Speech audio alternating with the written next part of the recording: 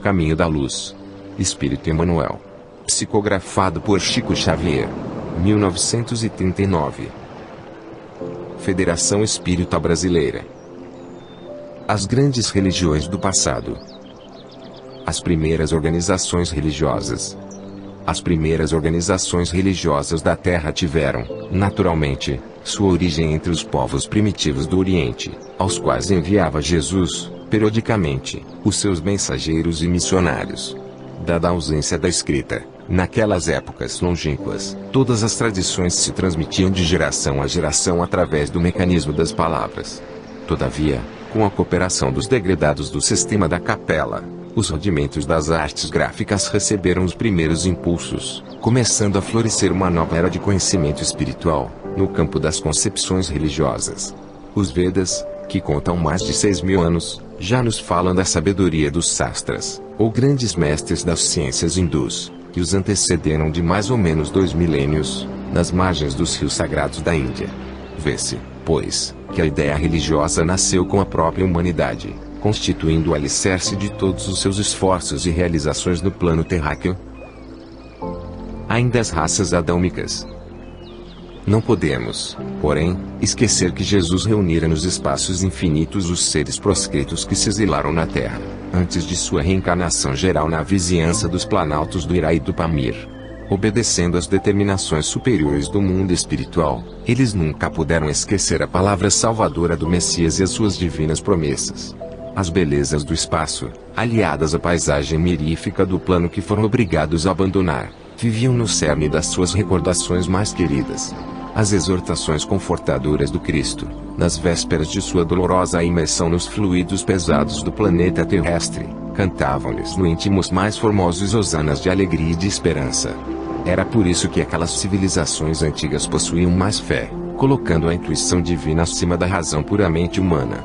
A crença, como íntima e sagrada aquisição de suas almas, era a força motora de todas as realizações, e todos os degredados, com os mais santos entusiasmos do coração, falaram dele e da sua infinita misericórdia.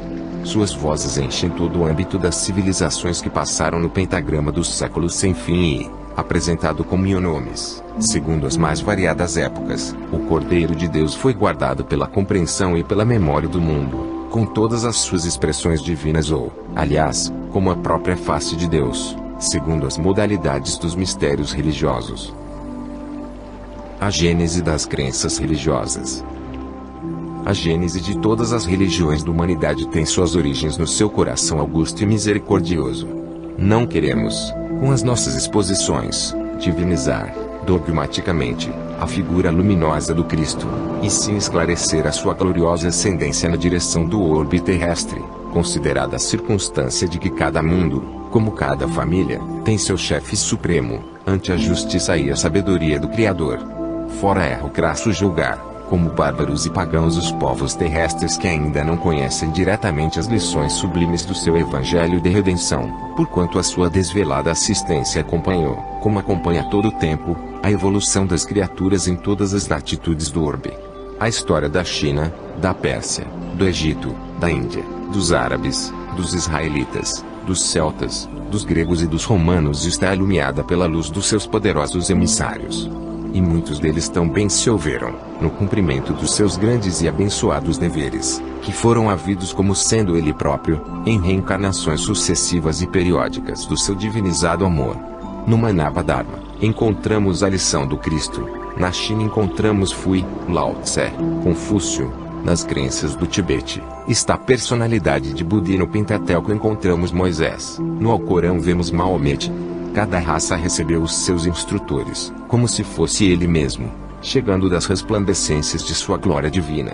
Todas elas, conhecendo intuitivamente a palavra das profecias, arquivaram a história dos seus enviados, nos moldes de sua vinda futura, em virtude das lembranças latentes que guardavam no coração, acerca da sua palavra nos espaços, tocada de esclarecimento e de amor.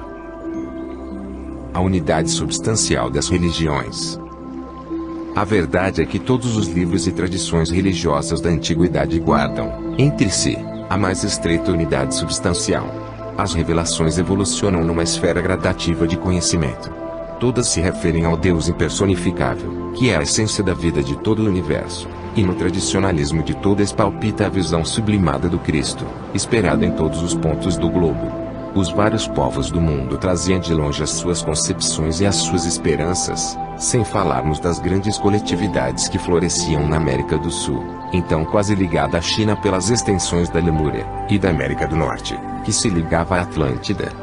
Não é, porém, nosso propósito estudar aqui outras questões que se não refiram à superioridade do Cristo e à ascendência do seu Evangelho, nestes apontamentos despretensiosos.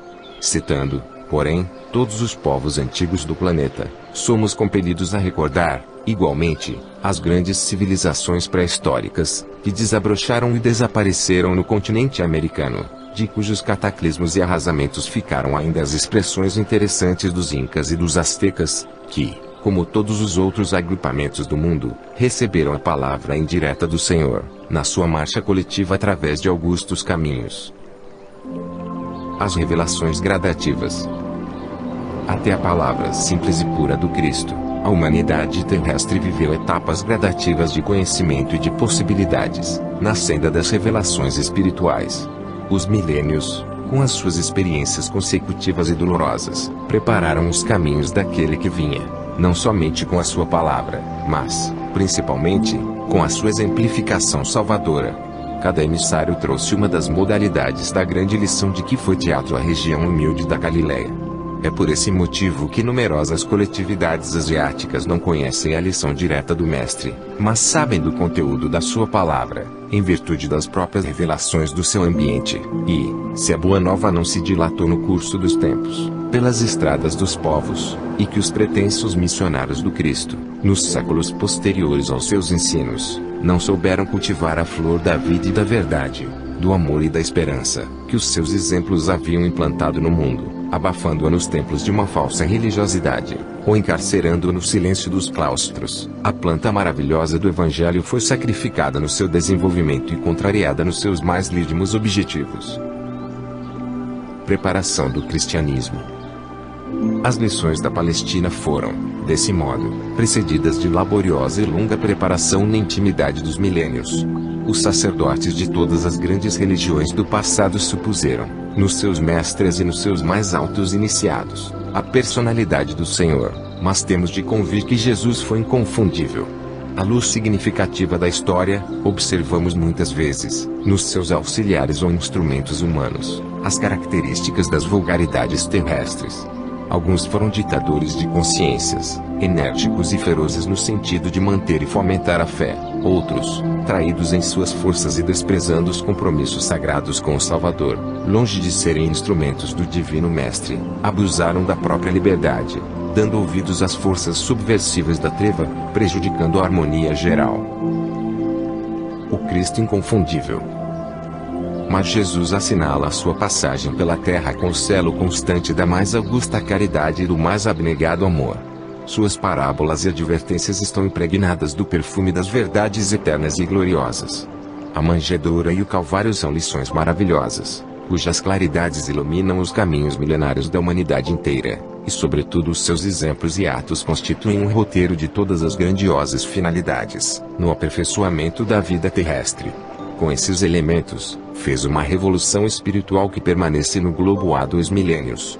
Respeitando as leis do mundo, aludindo à efígie de César, ensinou as criaturas humanas a se elevarem para Deus, na dilatada compreensão das mais santas verdades da vida.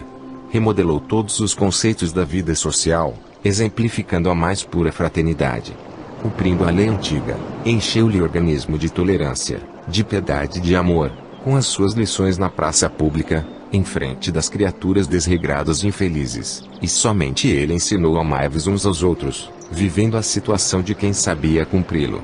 Os espíritos incapacitados de o compreender podem alegar que suas fórmulas verbais eram antigas e conhecidas, mas ninguém poderá contestar que a sua exemplificação foi única, até agora, na face da terra.